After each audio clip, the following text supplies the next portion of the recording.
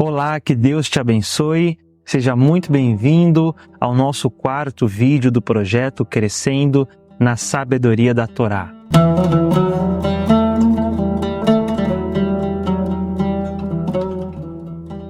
Seja muito bem-vindo a este canal. Eu sou o pastor Isaías e eu convido você a se inscrever caso você queira nos acompanhar nesse projeto Crescendo na Sabedoria da Torá, onde a cada sábado nós estamos subindo um vídeo novo sobre a porção semanal da leitura da Torá.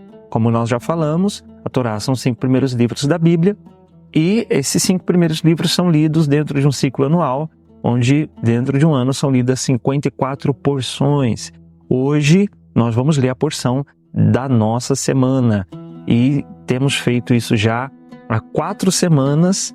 Daqui a pouco nós já completamos um mês que começamos esse projeto e vamos até o fim encerrar o primeiro ciclo de leitura, lendo os comentários do livro Reflexões da Torá, e depois, no próximo ciclo, a gente reinicia lendo outros comentários. Essa semana eu já tive acesso ao Targum de Jerusalém, que é a Torá comentada, e já é um material que a gente pode usar nos próximos ciclos de leituras da Torá, e também outros materiais que o Eterno tem feito chegar a mim, justamente para que a gente possa continuar crescendo nesse projeto. Muito bem, eu estou aqui com o Tanar. O Tanar, é um presente que eu ganhei de pessoas muito queridas e que são os livros do Antigo Testamento, mas a diferença é que de um lado aqui eu tenho a leitura hebraica, de um lado aqui eu tenho a leitura hebraica e do outro lado eu já tenho a tradução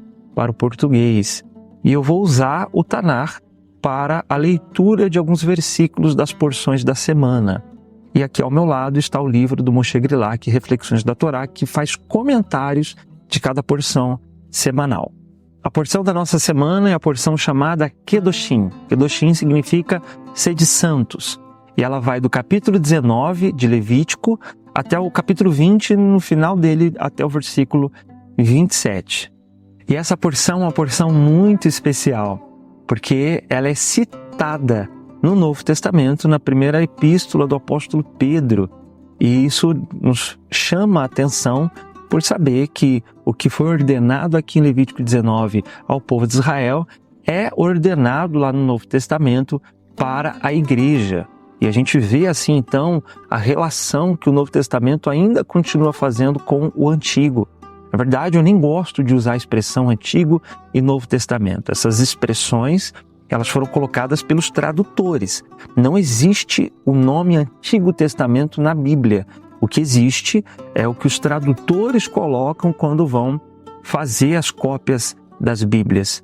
Por isso, o que mais importa para nós é discernir que a Bíblia ela é importante como um todo. E, na verdade, quanto mais nós estudamos o Antigo Testamento, mais a gente encontra ele no Novo. E eu não tenho dúvidas e nem receio algum em dizer que toda a teologia do Novo Testamento ela tem suas bases e fundamentos no Antigo Testamento. Quem afirma o contrário é porque desconhece o Antigo Testamento e não encontra as referências dele no Novo. Por isso, essa porção da semana é muito importante, porque nós vamos encontrar uma ordenança que nela está escrita no Novo Testamento. Na verdade, nós vamos encontrar mais de uma ordenança aqui na porção dessa semana no Novo Testamento. Inclusive, o próprio Senhor Yeshua, o próprio Senhor Jesus vai citar uma das ordenanças aqui dessa porção como um dos maiores mandamentos. E esse mandamento está aqui na porção Kedoshim. Então ela é uma porção muito especial e eu convido a você a fazer a leitura comigo, pelo menos, de alguns versículos aqui. Bom, a nossa porção ela começa no capítulo 19 de Levítico. E aqui no Tanar, ela já é dividida, inclusive, com o nome dessa porção, dessa Parashá, que é chamada em hebraico de porção da semana. E no versículo 1 do capítulo 19 vai dizer assim: E o Eterno falou a Moisés, dizendo: Fala a toda a congregação dos filhos de Israel, e lhes dirás: Sereis santos, pois eu, o Eterno, vosso Deus, sou santo. E como eu havia dito, essa ordenança ela é citada pelo apóstolo Pedro em 1 Pedro, capítulo 1, versículo 15, diz: porém, considerando a santidade daquele que vos convocou, tornai-vos da mesma maneira santos em todas as vossas atitudes. Porquanto está escrito, abre aspas, sede santos, porque eu sou santo, fecha aspas. Algumas traduções do Novo Testamento, elas vão colocar certas frases e versículos entre aspas. Isso, na maioria das vezes, é uma referência a uma citação direta que algum apóstolo está fazendo do Antigo Testamento. E por diversas vezes, nós vamos ver os apóstolos, nós vamos ver os escritores do Novo Testamento, Paulo, João, Tiago, Pedro, por diversas vezes fazer citações diretas. E essas citações diretas, elas estão geralmente colocadas entre aspas, para que fique entendido que ali é uma citação de algum texto do Antigo Testamento. Então a gente começa a perceber que toda a teologia do Novo Testamento ela está fundamentada em princípios e valores estabelecidos no Antigo Testamento, que eu prefiro chamar de Escritura Sagrada. Assim o apóstolo Paulo chama as Escrituras sagradas. Nenhum apóstolo ousava chamar de antigo aquilo que para eles era sagrado. Então toda a Bíblia para nós é sagrada e nós podemos extrair de todas as suas palavras uma sabedoria divina. Sobretudo, aqui nesse projeto nós queremos extrair a sabedoria da Torá. E Pedro está citando justamente um texto da Torá. Esse versículo, essa afirmação que Pedro faz, pois está escrito. Ou seja, a teologia dos apóstolos, ela se fundamentava em algo escrito. E o que eles tinham por escrito em seus dias não eram as palavras do Novo Testamento, que ainda estavam em formação. O que eles tinham em seus dias para fundamentar suas pregações era aquilo que estava escrito no Antigo Testamento, que na época deles não era chamado de Antigo Testamento, mas era chamado de Tanar, que é um acróstico de Torá, que é a lei, Nevim, os profetas, e Ketuvim, os demais escritos, mas num contexto geral chamado de Sagradas Escrituras. Então os apóstolos eles tinham como base de sua teologia aquilo que está escrito no que nós conhecemos como Antigo Testamento, mas que aqui no meu canal você vai se acostumar a não mais chamar de Antigo Testamento, mas chamar de Sagradas Escrituras. Por isso, às vezes, eu cito da seguinte forma, o assim chamado Antigo Testamento. Por que o assim chamado? Porque as pessoas o chamam dessa forma, mas não quer dizer que seja antigo. Pelo contrário, mesmo durante o período em que o Novo Testamento estava em formação, nós vemos os apóstolos citando as palavras do Antigo Testamento. Então, para os apóstolos, aquilo não era antigo. Para os apóstolos, aquilo era atual, como é até hoje. Por isso, a importância desse projeto que começamos aqui no meu canal. Então, quando o apóstolo Pedro ele vai fazer essa citação, pois está escrito, sede santos, fica claro, ele está citando Levítico 19, versículo 2. Ele está citando a porção Kedoshim, onde nela nós encontramos o Eterno dando essa ordem a Israel, sede santos. E essa ordem, ela não mudou. Esse mandamento não foi anulado. Na verdade, a Torá não foi anulada. Por isso nós vemos os apóstolos aplicando a Torá naquilo que era conveniente aos gentios. E dentre os mandamentos da Torá que eram convenientes aos gentios, nós encontramos a porção Kedoshim. Nós encontramos o mandamento sede santos. Portanto, ser santo é um mandamento aplicável não apenas ao povo de Israel, que foi chamado para ser uma nação santa, mas agora também a nós, que em Jesus passamos a ser enxertados em Israel e com isso também temos a missão de nos tornarmos santos. Este é o mandamento para nós, este é o mandamento para a igreja, sede santos. E nós vamos perceber que depois dessa ordenança, sede santos, o Senhor vai passar uma série de mandamentos que seria na prática ser santo. Então, as atitudes que o apóstolo Pedro vai citar aqui, ele vai dizer, da mesma forma, tornai-vos santos em todas as vossas atitudes. Nós vamos encontrar, assim que o Eterno ordena em Levítico, sede santos, ele ordenando uma série de atitudes que seria na prática tornar Israel santo. E eu gostaria de citar algumas delas. Logo após o Eterno dizer no versículo 2, sede santos, nós encontramos em seguida as seguintes palavras. Cada um temerá a sua mãe e seu pai, e meus sábados guardareis, eu sou o Eterno, vosso Deus. Depois lá no versículo 9, ele vai dizer: e quando cegardes a seiva de vossa terra, não acabarás de cegar o canto de teu campo, e não recolherás as espigas caídas no recolhimento da sua seiva, e não rebuscarás tua vinha, e não recolherás o bago de tua vinha, para o pobre e para o peregrino os deixarás, eu sou o Eterno, vosso Deus. Não furtareis, não enganareis e não mentireis cada um ao seu companheiro, e não julgareis falso em meu nome, profanando o nome do vosso Deus, eu sou o Eterno. Não trapacearás o teu próximo, não o extorquirás, não ficará a paga de um diarista contigo até pela manhã. Não amaldiçoarás o surdo, não porás obstáculo diante do cego, e temerás o seu Deus, eu sou o Eterno. Não fareis injustiça no juízo, não favorecerás a face do mendigo, nem honrarás a face do poderoso. Com justiça julgarás a teu próximo. Não andarás com mexericos entre o teu povo, não sejas indiferente quanto ao teu próximo está em perigo, quando o teu próximo está em perigo, eu sou o Eterno. Não odiarás a teu irmão em teu coração, repreenderás o teu companheiro e não levarás sobre ti o pecado. Não te vingarás e nem guardarás ódio contra os filhos do teu povo, e amarás o teu próximo como a ti mesmo. Eu sou o Eterno. Então perceba que todos esses mandamentos que vão sendo descritos assim que o Eterno diz a Israel ser santo, são na prática aquilo que vai torná-los santos. Então são atitudes. E existem muitas atitudes destacadas aqui. Dentre elas está o mandamento que Jesus equiparou ao maior mandamento de amar a Deus de todo o coração, de toda a alma e com toda a força. Um mandamento semelhante a esse é encontrado na porção Kedoshim. É encontrado na porção dessa semana. Jesus cita um mandamento equiparado ao mandamento de amar a Deus, o mandamento encontrado aqui em Levítico 19, que é o mandamento de amar o próximo como a ti mesmo. Pois é, Jesus também cita a Torá e realça, enaltece a importância dos mandamentos encontrados nela. Dentre eles, o segundo maior é encontrado aqui na porção Kedoshim. Então veja que amar o próximo como a nós mesmos não foi uma invenção de Jesus, e foi uma citação de Jesus do Antigo Testamento. Ele cita a Torá em Levítico, capítulo 19. E praticar esse mandamento nos torna santos, nos santifica. É na prática atitudes que nos tornam santos.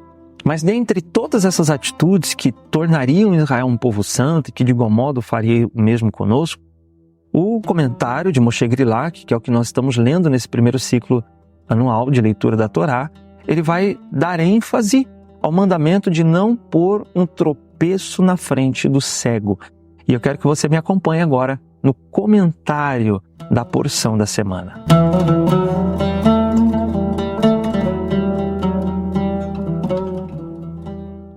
Eu vou pegar aqui, então, o nosso livro, onde estamos lendo os comentários da Torá.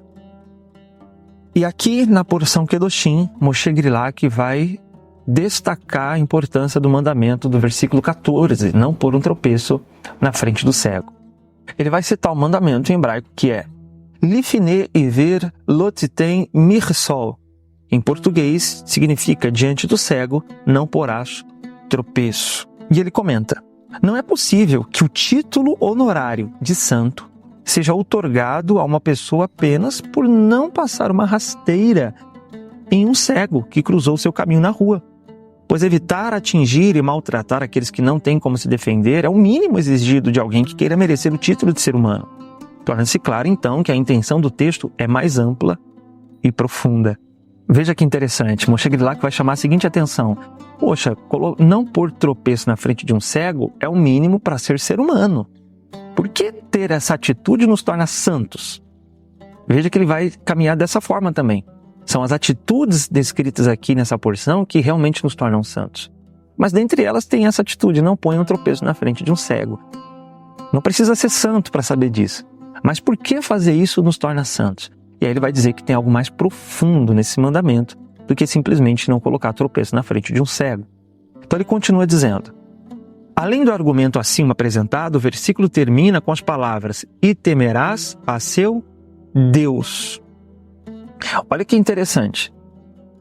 Agora ele vai destacar que quando alguém não põe um tropeço na frente de um cego, nisso ele está temendo a Deus. Então, além de ser santo, ele está temendo a Deus. O que há nesse mandamento de tão profundo a ponto de, ao praticá-lo, tornar essa pessoa santa e temente a Deus? Então tem muito mais coisa aqui. Ele vai dizer assim: apenas o temor a Deus, ou seja, olha o que é o temor a Deus nas palavras de Moshe Grilak: a fé na existência de uma moral absoluta, será capaz de evitar e obstruir as ambições ilegítimas de uma pessoa capaz de executar uma ação pela qual um tribunal não possua provas suficientes para culpá-la. Ou seja, olha que incrível isso aqui. Moshe Grilak está querendo dizer o seguinte: não pôr um tropeço na frente de um cego qualifica essa pessoa como uma temente a Deus pela seguinte forma: o cego, ele não está vendo aquilo que fazem contra ele. E a pessoa que faz alguma coisa contra um cego ou põe um obstáculo na frente de um cego, ela o faz por saber que o cego não está vendo. Só que ela, por não temer a Deus, ela não acredita que se o cego não está vendo, existe um eterno, existe um Deus que está vendo. E que não só está vendo todas as coisas, mas como também julga todas as coisas segundo a sua moral, segundo a sua santidade. Então, a pessoa que teme a Deus é aquela que sabe que, ainda que os outros não estejam vendo as suas ações, ela cuida de não ter atitudes erradas, de não prejudicar o próximo, porque ela sabe que existe um Deus que tudo vê, que tudo julga e que tudo retribui. Nada fica sem a sua colheita, porque há um Deus que julga todas as coisas e que observa tudo debaixo do sol. A pessoa que teme a Deus, ela tem essa percepção. Agora, aqueles que passam próximo para trás, achando que com isso terão vantagem, é porque não temem a Deus. Ou seja, eles colocam um tropeço para o outro cair, achando que com isso estão ganhando alguma coisa, mas por desconhecerem ou desacreditarem de que aquilo que os homens não estão vendo, Deus está vendo. De que aquilo que os homens não vão retribuir, Deus vai retribuir. E os que temem a Deus, então tomam cuidado com as suas atitudes, mesmo diante de um cego, mesmo diante de alguém que não esteja vendo as suas reais intenções. Rashi, inclusive, um comentarista da Torá, comenta o seguinte: dar um conselho para alguém é algo que não pode ser percebido pelas pessoas, se houve boas ou más intenções nisso. Quem fez isso pode se justificar, se a vítima o recriminar dizendo: minha intenção foi boa. Por esse motivo, o versículo diz: tema a seu Deus, que é aquele que conhece os seus pensamentos. Da mesma forma, pode-se dizer a respeito de qualquer coisa que é conhecida por quem faz e sobre a qual ninguém mais está a par. Em relação a esses assuntos, a Torá diz: tema seu Deus. Sefirat Torá Kohanim 19:34. Ou seja, Rashi está querendo dizer, está comentando, que aquilo que está fora da visão das pessoas, que são as minhas intenções, os meus pensamentos, não está fora da visão de Deus. Então eu posso dar um conselho para alguém com a intenção de prejudicá-lo. Eu estou pondo um tropeço na frente de um cego, porque ela não está vendo a minha intenção, mas Deus está vendo. E se eu temo a Deus, eu busco ser sincero até mesmo nas minhas intenções. Porque aquilo que os homens não veem, Deus enxerga. Olha quanta sabedoria encontrada em um versículo e um mandamento da Torá. E agora Moshe Grilak também vai relacionar, colocar um tropeço na frente de um cego, dando um mau conselho.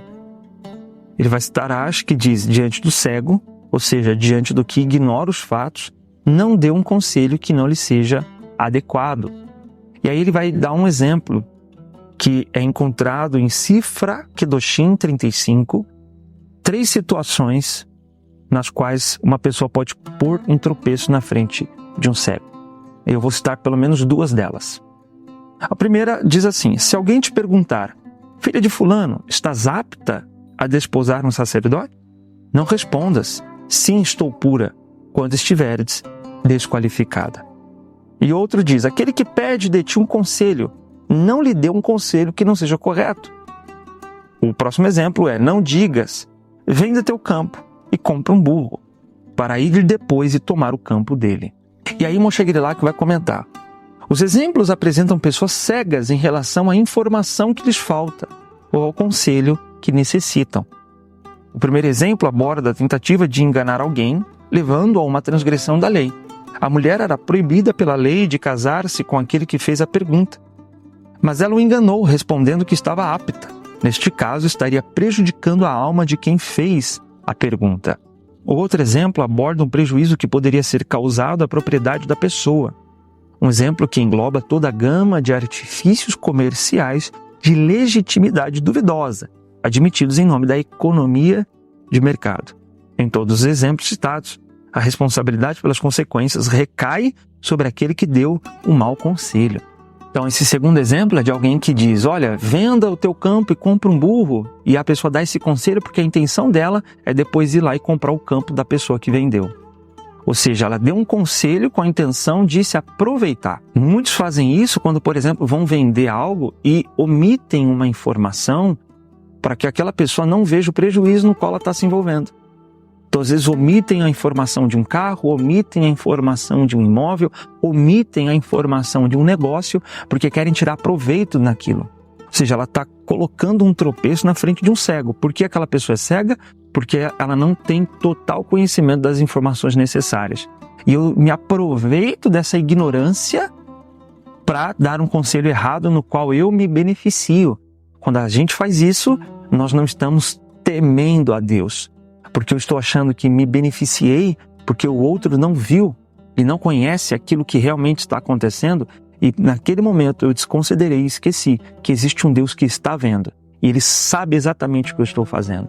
Por isso, quando nós somos claros nos nossos conselhos, somos claros nos nossos negócios, não é por consideração ao outro apenas, mas é por consideração a Deus, que vê as nossas intenções nos conselhos que nós damos. E para terminar, um outro exemplo de não pôr um tropeço na frente de um cego, Moshe Grilak vai citar o tratado Moed Katan 17, que diz: diante de um cego, ou seja, sobre aquele que espanca seu filho grande, fala o versículo. Olha que incrível. Diante de um cego, ou seja, aquele que espanca seu filho quando ele já está grande. Olha como os sábios de Israel enxergam em pôr um tropeço na frente de um cego a relação de um pai que vai bater num filho tomado pela ira quando este filho já está grande. Olha só. Que o pai saiba, agora Moshe Grilak vai comentar, que o pai saiba que ao bater em seu filho pode causar uma reação grave e inesperada. O revide. O pai com certeza não planeja que as coisas transcorram desse modo, mas a surra que inflige ao filho pode provocar um terrível pecado por parte do mesmo, bater no próprio pai.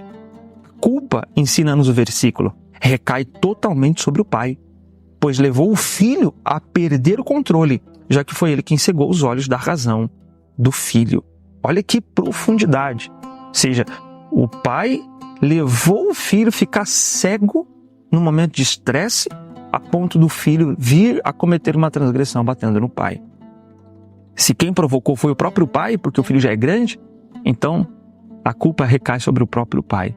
Ele cegou o filho diante da ira, e isso levou ele a uma transgressão.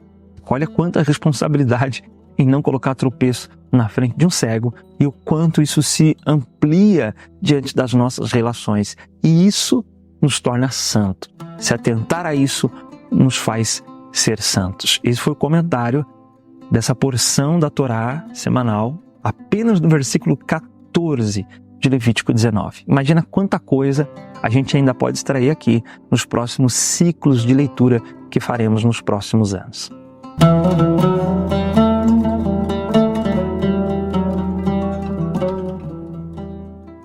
Muito bem, se você ficou até aqui, que Deus te abençoe. Obrigado por ter assistido. Isso significa que você realmente está comprometido com esse projeto de crescer na sabedoria da Torá, de extrair aquilo que é sagrado, aquilo que é espírito por trás das letras. E eu convido você para o próximo sábado, onde nós leremos a próxima porção da Torá, que será a porção chamada Emor, de Levítico 21 até Levítico 24, versículo 23. Se inscreva no canal, compartilhe esse projeto com mais pessoas e quero agradecer cada um que tem participado, quero agradecer cada um que tem comentado. Tenho visto os comentários e o compartilhamento dos irmãos. Vamos continuar juntos nesse projeto que vai ser bênção para as nossas vidas e vamos crescer cada vez mais no Senhor. Que Deus te abençoe em nome de Jesus.